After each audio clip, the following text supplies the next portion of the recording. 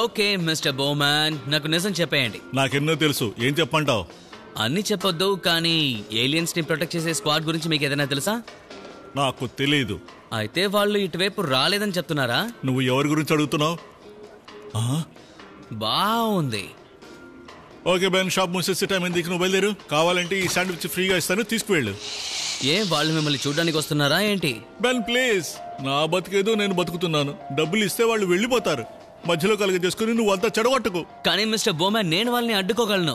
వద్దు, నువ్వెప్పుడు వచ్చినా నా షాప్ ధ్వంసం అయిపోతూనే ఉంది. వాళ్ళకన్నా నా వల్లే మీ షాప్ కి ప్రమాదం వస్తుంది అనుకుంటున్నారా? ఓకే, నాకు ఒక్క ఛాన్స్ ఇవ్వండి.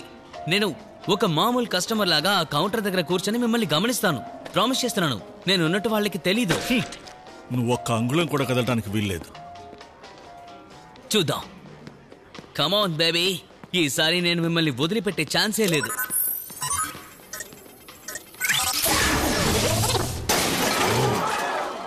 తెలియకుండా గుద్దేశాను, సారీ. ఏయ్, చూసి చాలా రోజులైంది ఏలియన్స్. మీరందరూ హాలిడేస్ గడపడానికి వచ్చారా?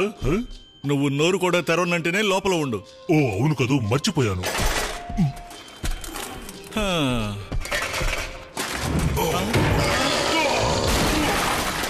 ఇలా జరుగుతుందని నాకు ముందే తెలుసు.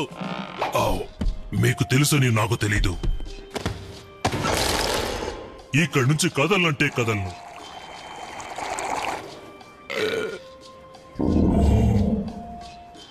కొంచెం నాకు అది ఇస్తావా? ఓ థ్యాంక్ యూ. ఇది మాత్రం ఇస్తే ఎలా? ఓ థ్యాంక్స్. పరిస్థితి ఏమైందో చూసావుగా? అతన్ని మీరు తెగ భయపెట్టేశారంట కదా?